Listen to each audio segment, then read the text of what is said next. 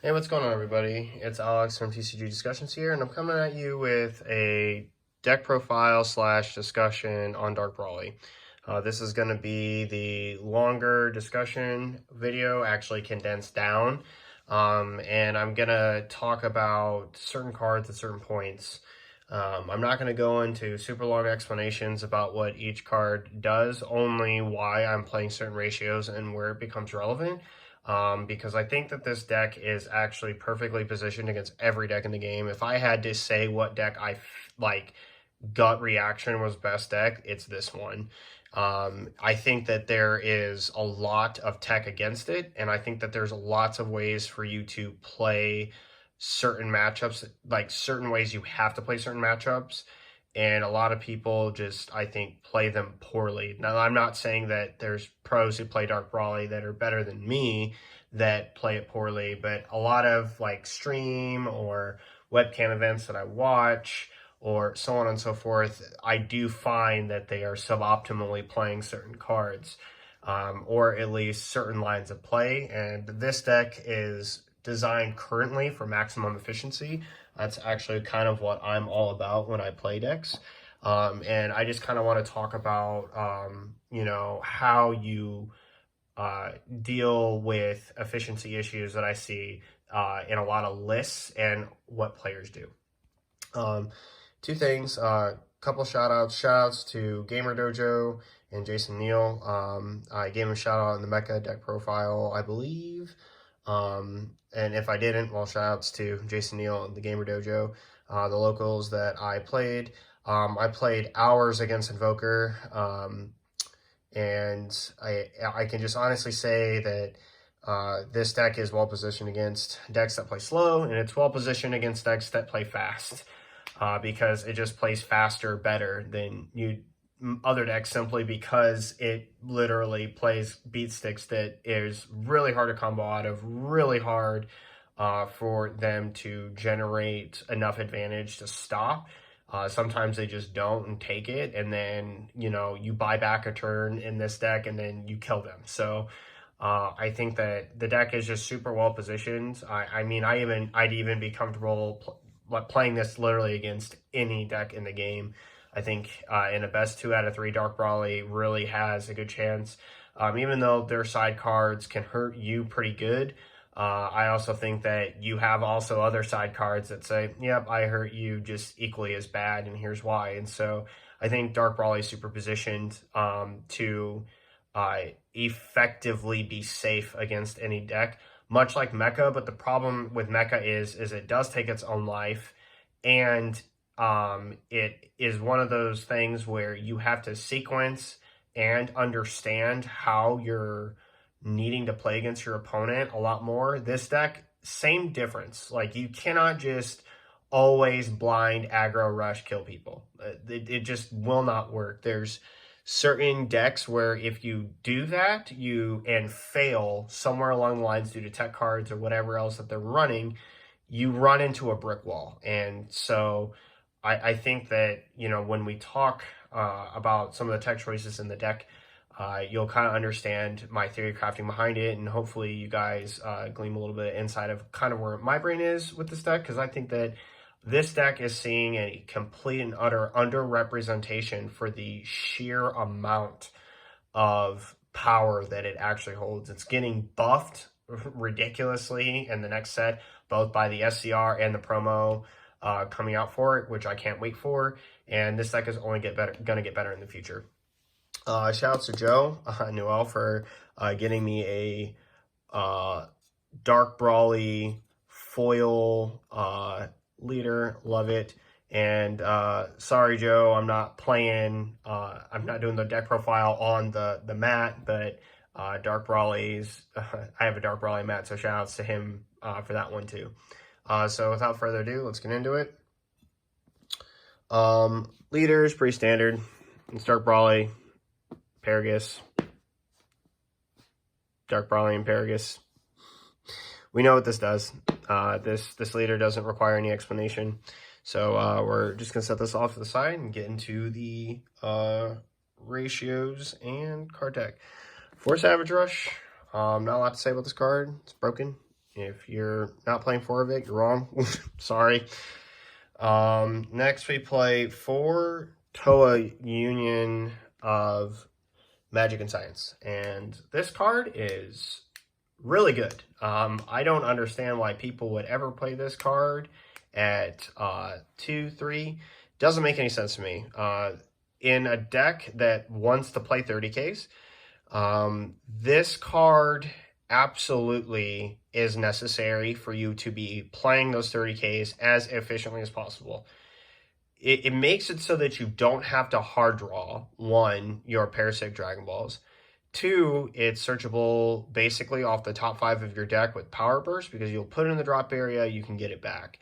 Which means that if you Power Burst for any reason, let's say you've warped it for Savage Rush, and then you have another play where you get to search another Dragon Ball, you can also tap an energy while it's on the board to get one out of your drop area, which means you can go to Warp, right? You can bring a Savage Rush back, tap 1, grab a Dragon Ball back, and then you can warp your cards for Overwhelm, and then your Dragon Balls aren't permanently gone for the game. And I think that this card is fantastic at 4, and it is just efficient, right? Like if you see this and this or this and something else, you will have your 30K Brawly at your first turn, and that's what you want. You can raw ravage them on your first turn, get some advantage out of that. So I just think this card is super duper great at 4. I think this should be a staple at 4. I don't know why it's not. I've played this at lower ratios and I absolutely hated it. I've just felt the fact that in the games where I have it, I am just winning. And again, it's another 30K that can be middle of the leader. There's just lots of synergy that it has with the deck, and I think that the synergy is actually just a little too strong to warrant playing it at anything else. And if you really feel like you're drawing too much of this, which I don't understand given the leader's Awaken ability, why you feel that that's too much, there's too much of this card specifically, again, you can just get rid of it by tributing it off of the leader. It's mill fodder for the leader, so yeah, I find this card to be really good. Whereas any other black card like the Piccolo Unison, which we're not playing in here, like it is not mill fodder for the leader. Next, we play 4 of the Parasitic Dragon Ball. Again, this is a 4 of in the deck. If you open this in Savage Rush, you have a 30K beat stick on turn 1 that warps a card from your opponent's hand. Why would you not want that? Why would you just start the game down like at a disadvantage or less than state? Why would you want to spend energy to make sure that you have a free 30K play or a good 30K play when you could just draw it, right? This card is never bad, and even if it's in your hand, it has an activate battle for a +5, which everyone just seems to forget exists. So I think that this card is, again, a staple 4 of like these 12 cards right here. They just have to be, in my opinion, at 4. I know a lot of people are probably going to disagree with this. If you're like a pro player and you see this and you disagree with this, please let me know why, like what your, theory on ratio is, because I just don't see it. I think if you're trying to play this deck as efficiently as possible, which is playing your 30Ks and beating your opponent to death, you play this. You play these 12. So, yeah. And the people who play that card at 2, Parasitic Dragon Ball 2, you guys are insane. I have no idea what you guys are doing. Next, we play 4 Uncontrollable Berserker, standard. You gotta play it. Next, we play 4 Demon Realm Ravager. Again, standard. You gotta play it. And then next, the card that people don't play it for, that I do, I just love 4 ofs, I guess. The new Masked Saiyan. Why this card needs to be at 4 is there are several reasons this card needs to be at 4. First off is that it is a card that, just in terms of sheer pressure, it is a card that can bring itself back if needed for an extra swing. It is also the only defensive option in your deck when you're tapping out. So let me paint a scenario, like just a matchup scenario where this card overperforms. If you run into the blue SS4 deck, right, where SS4 Vegeta ramp, and they need to get at your leader, and you go first and you play this card on board, their entire strategy is dead for the rest of the game. This card solely does that against so many decks. It does it against SS4. It does it against, it's really good in the mirror at helping protect yourself from a 30k attack, so you can put pressure. When they're not putting this on the board, you block that attack, it dies, you bring it back, so on and so forth, do whatever you gotta do. So it prevents early game pressure. People forget this card's a blocker, and they just like think that they're pushing for game or something, and then you play this, and it's like, nope, sorry, try again, that's not gonna work. Then, you know, against any deck that's trying to get at your life to like peg you down into a like scenario like Red Piccolo, so on and so forth, or anything that like likes to attack you with low cost cards, you know, this card against key cards in those matchups, for example, launch, 40k, you know, tambourine, whatever, this card can eat those attacks, die, and then come back, which is just super powerful. Why play it at 4 when you could bring it out from the deck off of the Savage Rush or the Toa? Well, it's really simple, because this way you don't have to invest in that if you mill it off the leader, right? You increase the odds of that. If you draw in your hand and it's dead, like the Toa, which again, I don't see how it's dead, you can charge it. You can use it for your leader effect. There's just no reason to not play this card at 4. The next card, I'll talk about why I don't think it should be played 4, but I think that this guy at 4 is just really undervalued, simply because it's a self-recurring card. Right, you want the maximum number of cards that can bring themselves back and just playing them efficiently. I almost never swing with this card unless I know in the matchup that it's actually bad, and I'm not playing it until it's the third Brawly on the board. So again, you don't play it till later. That's one thing. 2, by decreasing the number, by putting it at 2, which I've seen in some lists, which is just crazy, you have a problem where you could life it, or it's or if it gets warped for some reason or something like that, you want to be able to again get it back. Now I know your leader, if it gets warped, it can bring it back, which is fine, but if you're not awakened, then you're kind of pressed for luck in a sense.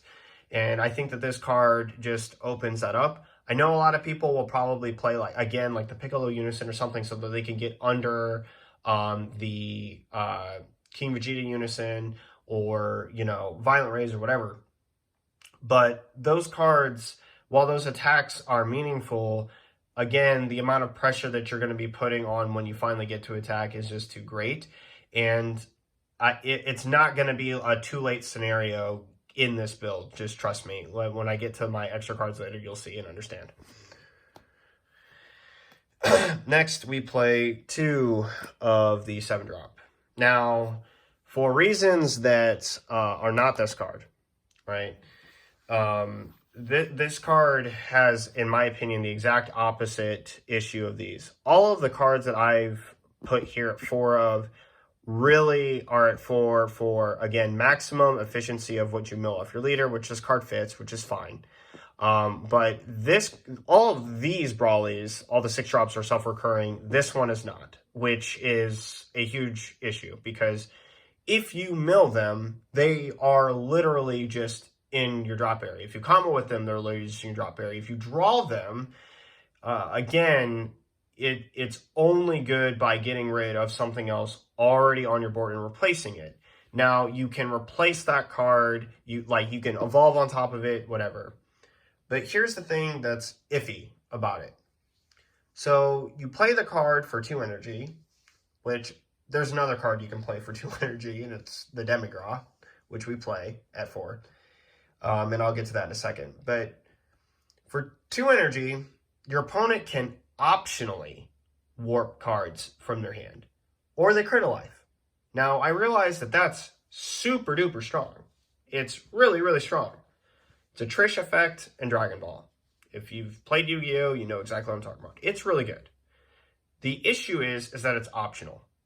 And in terms of advantage, the opponent is not forced into that effect. Whereas with Demigra, they are. So if you look at it, you can just say, well, what happens if I just take the life? Well, if you take the life, then I get a 30k, another 30k swing at you. And if they have the right answer or defenses to this evolve on this card, then it just doesn't matter. The other thing is that if your Brawly is already on the board and you go to evolve into this card, it's susceptible to counterplay. So if they bring back this, if I'm like playing this off of Savage Rush, for example, and then they freeze it, Charismatic Villain, which they can also Charismatic Villain this card, then they crit their life, whatever, and then they just kill the card. Now, this card underneath it can bring itself back. Any of the cards underneath it can bring itself back, but this card specifically can't, which means I can't replay it unless I commit to using a Savage Rush again. Whereas, again, I'd rather just make them waste it on a card that can bring itself back instead of tapping 2 energy to try to do something and have it fail for whatever reason, or if it gets God Sealinged or whatever, what have you. The other primary reason we play this at 2 is because when you Parasitic Dragon Ball, the card you're pulling, you should always be pulling from is from the deck. You should never be pulling from a card that you milled in the drop area. Your drop area from your Unawakened effect from your leader should act as a resource filling tool so that in your mid to late game, you have the option to play cards for free off of bringing them back. So where the 7-drop comes into play is for Heartfelt Plea, which we all know about. It's no secret. And the 7-drop, the thing is that you always leave it in your deck. You always leave it in your deck. And it's safe, I guess, if you want to mill it, provided that they don't have any interaction with your drop area. But the reality is that when you are going for that first Brawly play, whether it be Realm Ravager, the Blocker, or the Uncontrollable Berserker, you look for the copies of this in your deck. If they're both lifed, then you're going to get it. Trust me, between your leader and them attacking you, you're going to get it. Unless it's like the last 2, and for some reason, you were just never destined to get the card. But then the other thing is that you know it's in your deck, so then when you need to awaken, you know it's there to go fetch it.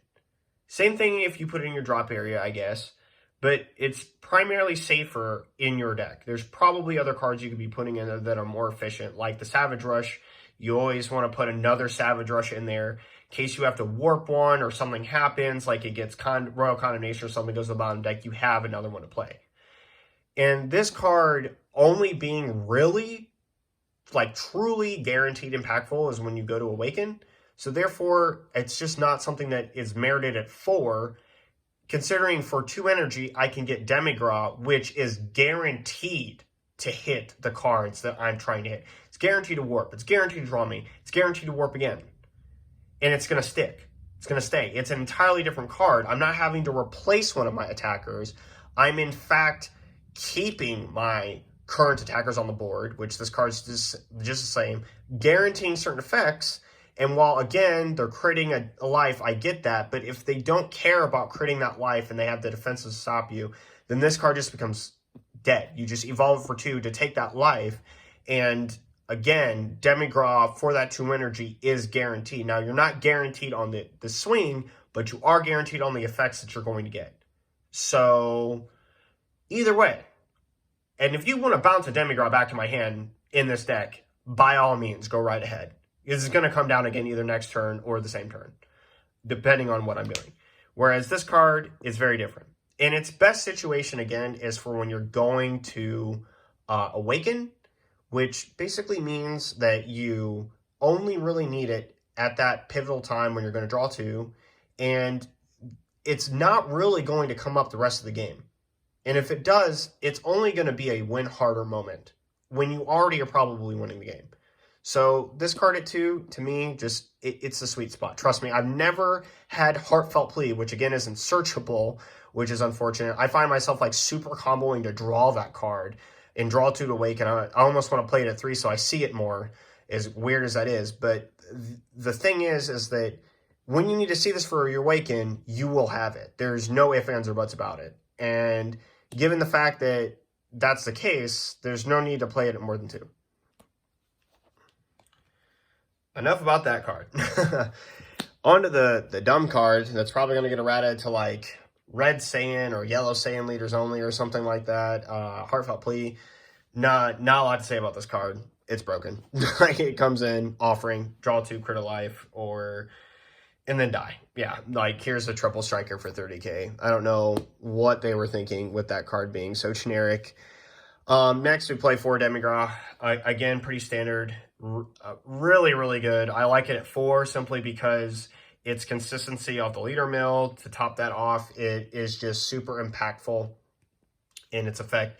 And in my opinion, I would rather play this than at 4 than this, because if this lives, if it lives 1 turn, you are out generating the value of this card. Whereas if this card lives for 1 turn, it's not doing anything anymore. So the energy investment, in my opinion, is way different, and I really like this card at 4. Also, when you play it at lower numbers, it gets risky when you want to mill it off your leader. You're like wondering, oh, will I see 1 or 2 of those? You will probably see 1 to 2 of these in your hand in a game at 4, and you just decrease. Like, when I played this card at 2, and I kind of ran into an issue where I saw it off my leader, and I was like, oh, yeah, 30k, I'll just drop it. And then after that one game where I decided that, I was like, wait a second, if I drop the Demigras off, unlike this card where you can bring it back with Savage Rush, the problem is I'm guaranteeing that I'm never going to play that Demigras again, which means there's only 1 other copy of it in my deck. I have to hard draw it. And if it's lifed or if I have to hard draw it, it's a problem. Whereas if this gets milled or it's in your deck still, you can retrieve it at any time. So it's one of those cards that I bumped it to 4 and I've loved it. It's fantastic. Next, we play 2 Meki Gabora. No surprise here. The card's dumb. This basically says, oh, look, what's that key strategy that I know you're going to do next turn? Not anymore. Bye. Sorry. Buy myself another turn. Hopefully kill you. It's probably one of the only reasons why Red Brawly is like good, but like not as great as it could be. Next we play 2 Gravy. Seems to be the sweet spot. I used to play this at 3. And it's not like it was ever bad at 3. It's just that I think that this is one of the low-cost cards that we can invest to get at Unison of Fury if we have to. And I really do think that this card has a really good place in the deck. It's just for space constraints for what we're trying to play and why we're trying to play them, that I think that this card is just best at 2. And, if you put this card on the board and it swings 1 time, it's as if you play 3 copies of this card anyway, because if it lives for whatever reason, which for the record, if you put this on the board and you swing and your opponent's attacking your leader and they are not attempting to address this card, they are probably going to lose the game. And that's off this card living like 1 turn. And I'm not joking, because the putback of the cards from the warp area is way too powerful. If you ever play against Dark Brawly and they play this card and you do not get rid of it, you are literally saying they are going to get to play 30Ks for literally like warping only 2 cards. You are increasing the resource management that this deck has, which is just a mistake. Like, do not let this card live. If you play against this deck and they put this card on the board at any point in the game and it's rested, or you can rest it and kill it or just blow it up or whatever, kill this card. Like, just kill the card. I cannot tell you how dumb it is when I get to put 5 cards back between these 2 cards per turn. I can tell you, if I put 2 of these on the board and I swing, 7 cards come back. That is a free 30k out of my drop area plus 1, which means bringing a card back with Savage Rush is literally only costing 2 cards to the warp. Get rid of them. It gets really dumb really quickly. I promise you. Next, we play 2 SS3 Tag Team Son Gohan. This card's fantastic. Really, really good. I like it a lot. I like it a lot. You sack your own cards, you play a card. Your opponent gets rid of your gravy, you play the card. Your opponent kills your blocker, you play the card. It's really good. It's just good. It's unfortunate you can't play more than one of these at the same time, but I guess that's fair. Next, we play the obligatory Black Super Combo Vegeta. You get the 4 life. Very easy in the deck.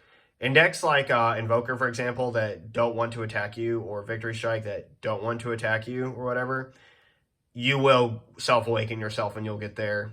And, yeah, it's really good. Really, really good. Next, the card that, in my opinion, should be at 4 in every deck. Power Burst. I'm going to make a really big case for this card. So, this card is not just a negate in this deck. This card is a Cell Surge effect every single turn. What I mean by that is there are only 2 cards you are looking to get up and rolling, and once you get there, your entire game plan is set up. And that is the Toa and the Savage Rush. Savage Rush more importantly than the Toa. Because between the Toa, you can see a Dragon Ball, technically, you can see a Dragon Ball and not need the Toa on your first turn. And the reality is your leader looks at the top 5 cards every single turn to dump a card. Dump 3 cards, actually. One of which can, if they are any of those 8 cards, which you do to max number of playing them at their max number, you will see them off your leader the most, like, optimally possible, right? This card basically says, if I was missing one of those pieces, I now no longer am. This card says, when I warped cards out of my drop area to play Savage Rush or to play one of my 30Ks, I can get my 1-drops back, which also means, here's the kicker, when a lot of people, I see this with Power Burst played sometimes like on webcams or whatever, when you put cards back into your drop area, you leave the 1-drops in the warp because this card fetches it from the warp.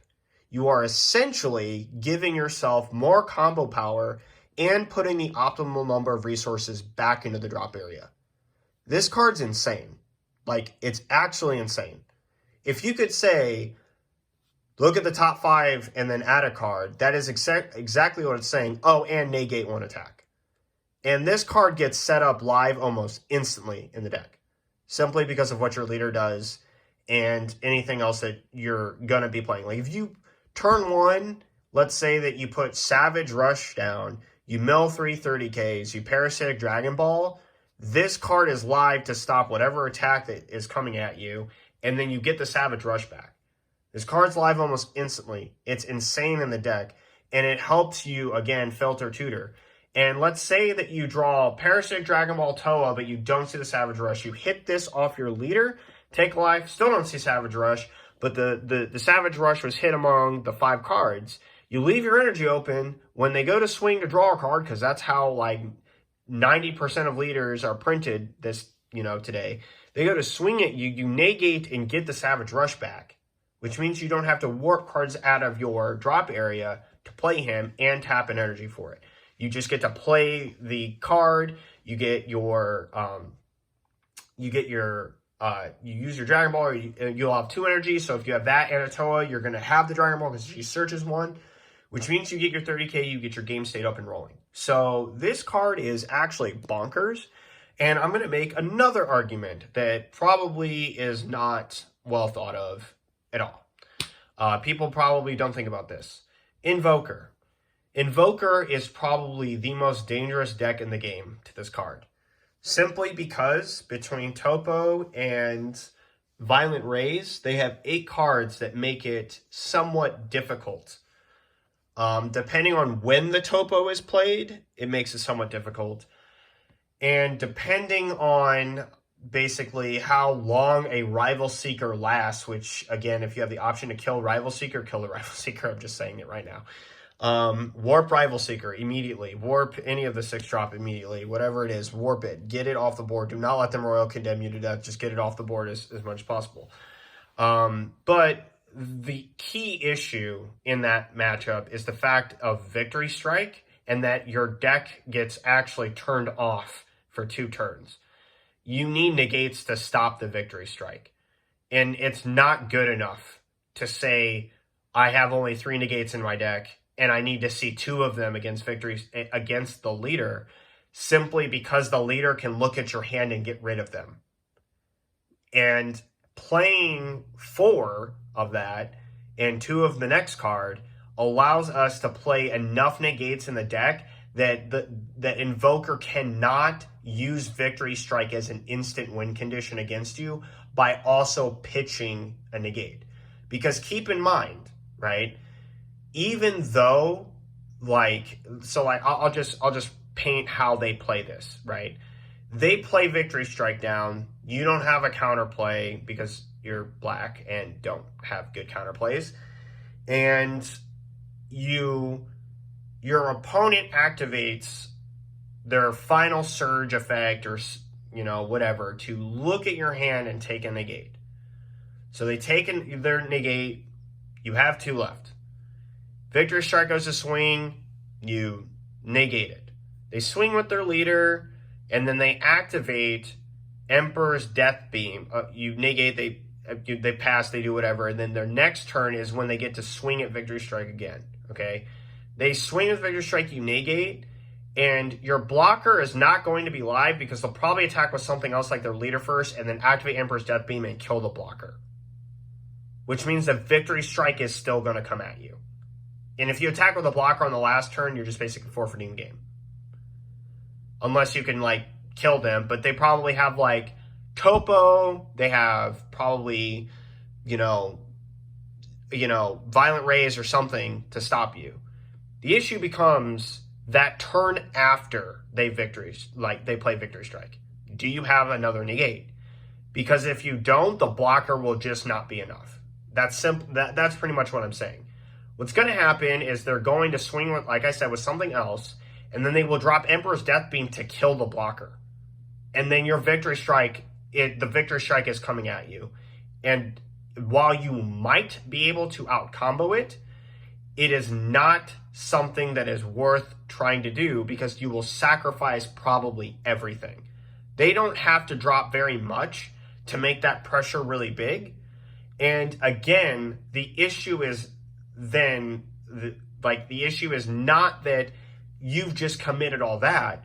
It's the fact that after you've committed everything, they will just either add off their leader surge effect or they will play down a rival seeker and they will add 2 of their, Royal Condemnation, extra cards, whatever they're going to use that's good against you, Royal Condemnation being the best one, to literally every turn after that, activate main, activate main, activate main, to stall out and rip your plays over and over and over and over and over and over again. Bottom decking your 6-drop, your 1-drop, whatever it takes. And that is a really terrible grind. Now, generally, Dark Brawly can kill Invoker long before then.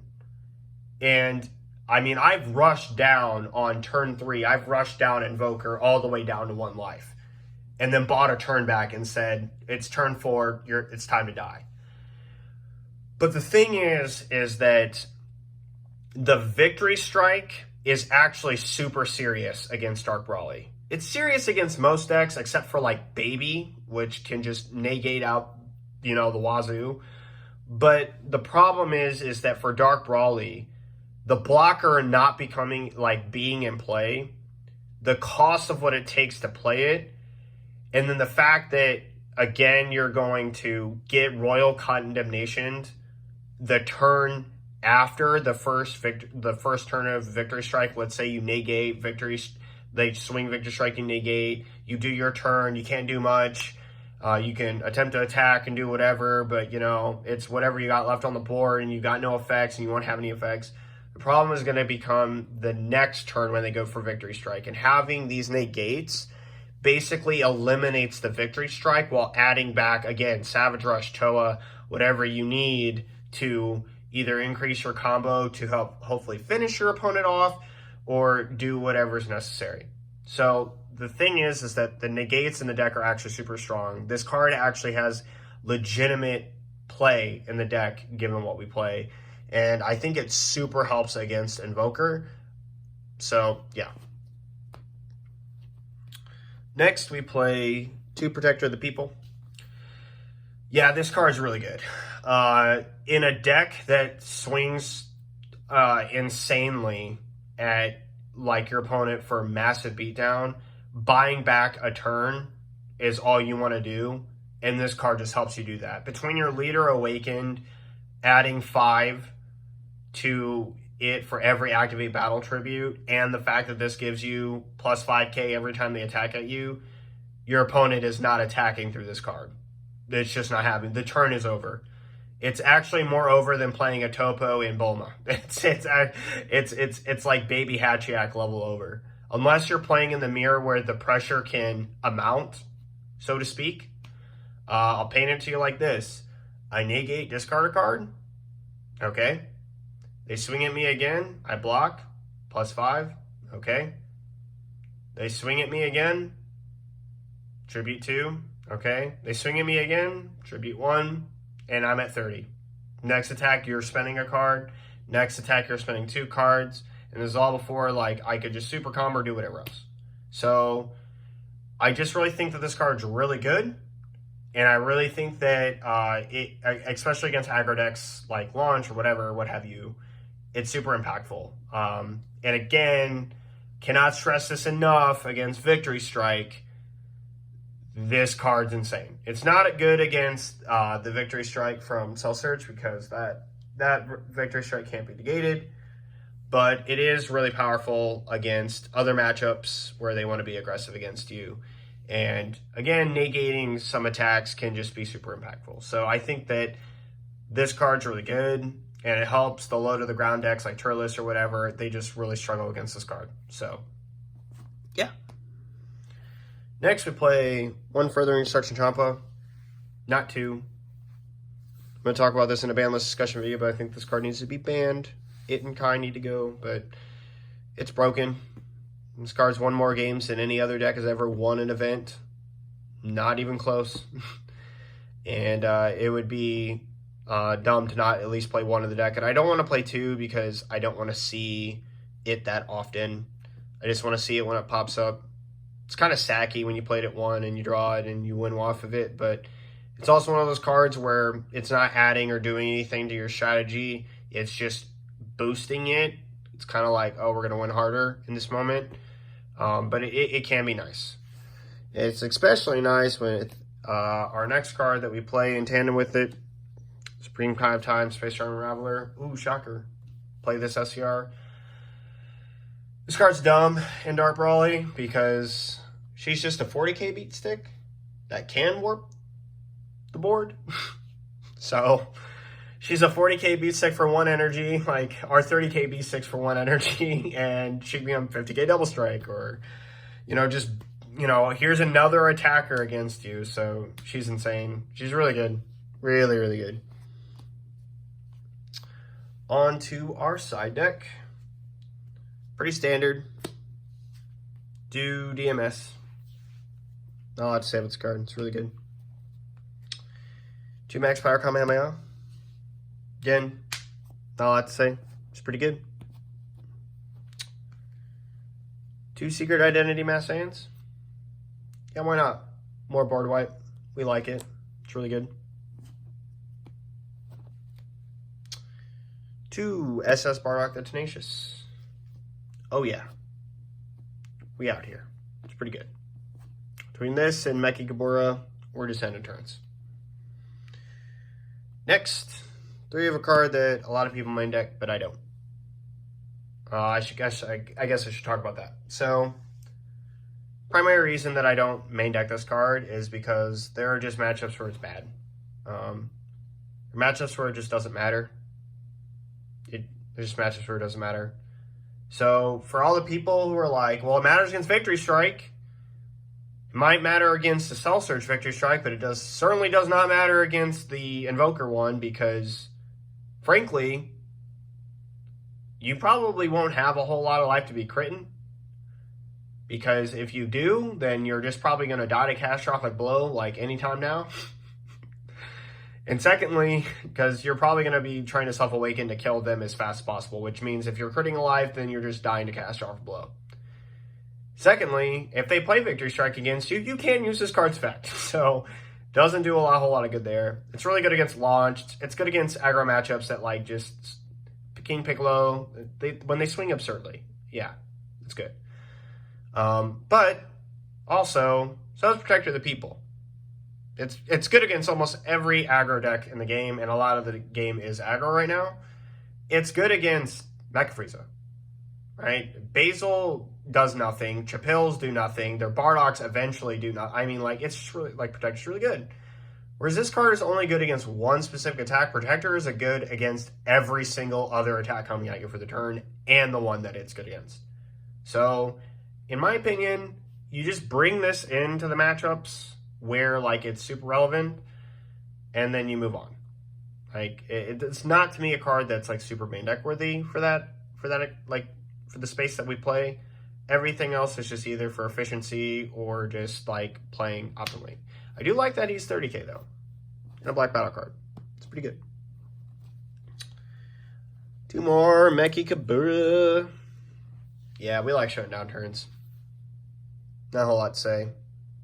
If this card is good against, like, a certain matchup, you just bring it in. It's good against Mirror. It's good against Red Brawley. It's good against Sin. It's good against everything that it's good against. It's just really, really good. So you bring it in. Not a whole lot to say. Next. Oh, yeah. Bet you didn't see that coming. Yeah, two more Protector of the People. In the matchups where this card is good, it is really, really good. And seeing more of it is just absolutely necessary. There's not really another card that like you could really be playing in the side anyway. But this just essentially assures you that aggro decks for, again, a very low resource card in the deck, like one energy and a discard in Dark Brawly is nothing to say your entire turn is done. Time to die to more 30k beat 6. Oh, look, your entire turn's done again. Die to more 30k beat 6. So we play two more of this. I think it's just really, really strong. And I will be shocked when this card jumps to $10, $15, $20, $30 again because of the new Bardock deck. So, yep, that's it. That wraps up the side deck. Thank you so much for sticking with me through the 40-minute version where I talk about this. Look forward to, if you saw the shorter version, thank you for watching that too. And yeah, rambled on long enough for this video. This is Alex from TCG Discussions. Thank you so much for watching, and I will catch you guys next time. Later.